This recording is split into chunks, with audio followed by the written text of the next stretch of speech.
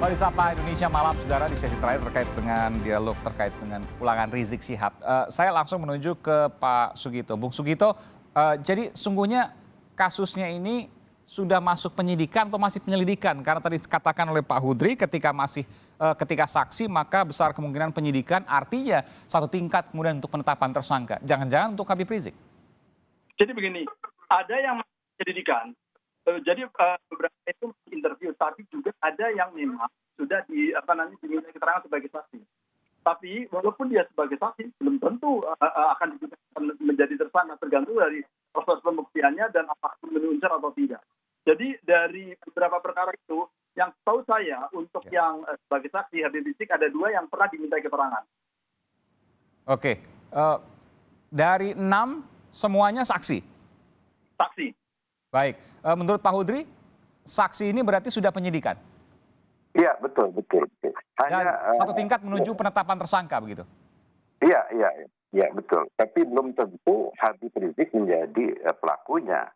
Bisa dia sebagai saksi, orang lain sebagai pelakunya. Atau kalau peristiwa ini bersama-sama, ada turut serta, ada penyertaan. Ya. Jadi ada pelaku dan pelaku penyerta. Meskipun sebagai terlapor begitu Pak Hudri?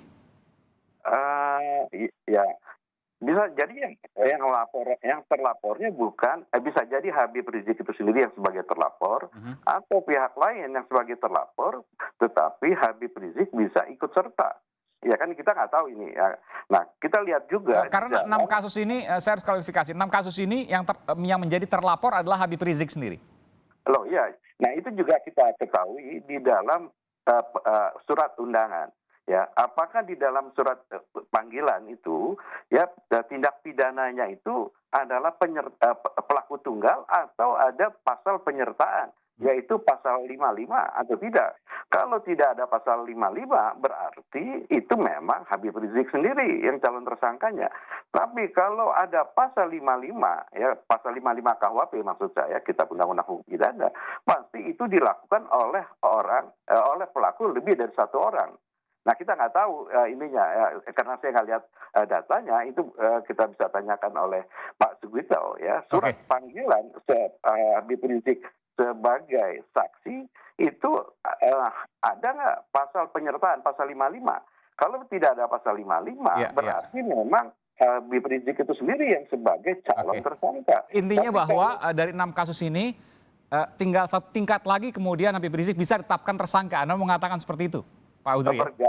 Bergantung kepada buktinya cukup atau tidak. Ya, baik. Saya ke Bung Sugito. Jadi satu tingkat lagi. Ini ibarat berdiri di tepi sungai, bisa terpleset sewaktu-waktu. Bung Aiman, saya perlu klarifikasi. Dari 6 yang tadi Bung Aiman sampaikan, beliau diperiksa sebagai saksi itu ada di 2 perkara. Sedangkan yang 4-nya itu diminta klarifikasi atau interview. Jadi masih penyelidikan, bukan penyidikan. Penyelidikan, bukan penyidikan. Meskipun tadi Pak Hudri katakan kalau sudah ada saksi, ada BAP, itu pasti penyidikan. Kan begini, kalau yang saksi itu kan ada 2. Yang beliau hadir dan itu dipanggil sebagai saksi. Saksinya itu walaupun beliau datang itu interview sifatnya. Begini, saya mau tanya Pak Sugito. Waktu dipanggil kepolisian, itu didengar keterangannya atau diminta sebagai keterangan saksi gitu loh. Kalau misalnya hanya interview, itu dia bukan berita acara. Dan itu kan kalau berita acara kan harus ada berkepala demi keadilan berdasarkan ketua Mana Esa gitu. Pro justisia begitu ya? Ada berkepala pro justisia itu pasti penyidikan. Kalau belum tidak ada berkepala itu disebut irah ya. Itu irah itu pro justisia yaitu demi keadilan. Ya kalau nggak ada itu berarti itu penyelidikan. Tapi kalau sudah ada, jawabannya Bung Sugito? Jadi kalau yang untuk klarifikasi atau interview itu ada 4 perkara. Yang 2 perkara beliau pernah dimintai keterangan sebagai saksi terlapor. Dan pro justisia? Pro justisia. Oke, Pak Hudri? Ya jelas ya, itu berarti kalau misalnya di dalam surat panggilan tidak ada pasal 55, berarti pelakunya tunggal, yaitu Habib Rizik sendiri. Tapi kalau ada pasal 55 KUHP, kemungkinan Habib Rizik itu hanya saksi. Orang lain yang ini kan kita nggak tahu. Nah kita tanya, itu di dalam panggilannya ada nggak sehubungan dengan tindak pidana bla bla bla pasal sekian, junto pasal 55 KUHP.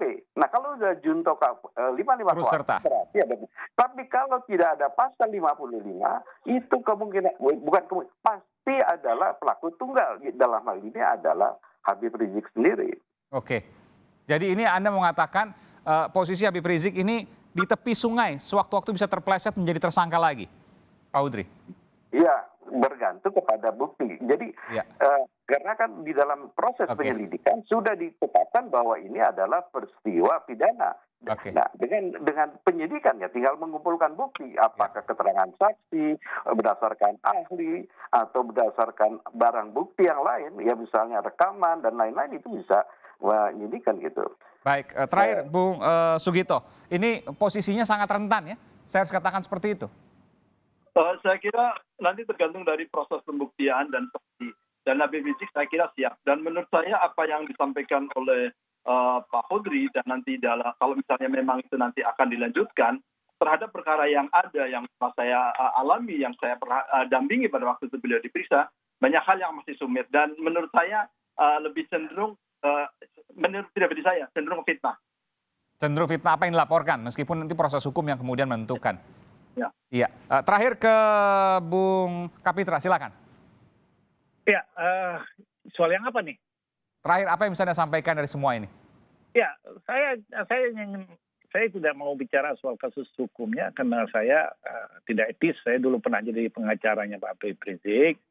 Biarlah Sugito, adik saya, sama Pak Goltri yang membahasnya. Saya ingin mewakili banyak suara di luar. Bahwa banyak juga orang senang dengan kepulangan Habib Rizik. Tetapi ada juga orang khawatir bahwa akan terjadi lagi konflik-konflik yang terus-menerus yang tidak pernah selesai. Ada juga sebagian orang ketakutan orang bahwa ini negeri tidak akan pernah keluar dari permasalahan-permasalahan identitas dan permasalahan-permasalahan politik. Nah, saya punya keyakinan bahwa sudah ada pencanangan revolusi akhlak itu menjadi guidance dan jembatan antar umat dengan ulama dan umat dan umara itu menjadi optimistis saya. Karena Al-Quran mengatakan begini, ajaklah orang kepada jalan Tuhanmu dengan lemah lembut, dengan makruf, dengan baik. Kritik, koreksi itu menjadi hak warga negara, tetapi fitnah itu bukanlah ajaran agama atau justifikasi negara. Baik. Tidak ada undang-undang yang membolehkan itu.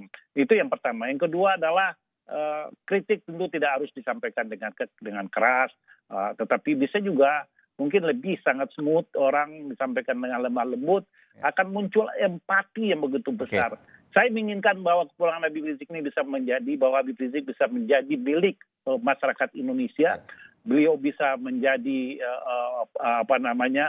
pelapor, bisa menjadi garda terdepan terhadap kerukunan bangsa Indonesia. Kurang lebih seperti Bung Kapitra ya, sudah berubah berevolusi akhlak.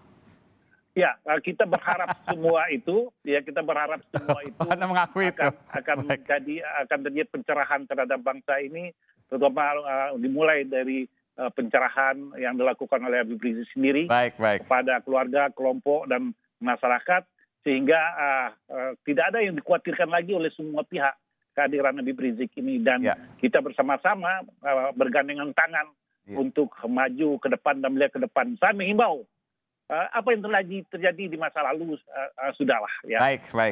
Disampaikan dengan sejuk, disampaikan dengan damai, tapi kritis tetap harus. Tetapi yang masa lalu itu jadikanlah sejarah yang merupakan takdir bagi kita semua. Terima kasih Bung Kapitra Ampera, politisi PDI Perjuangan. Terima kasih juga Bung Sugito Atmoprawiro dari penasihat hukum Habib Rizik, dan juga Pak Hudri Sitompul, pengamat hukum pidana, pengajar hukum pidana dari Universitas Indonesia. Terima kasih Bapak-Bapak, selamat malam, assalamualaikum.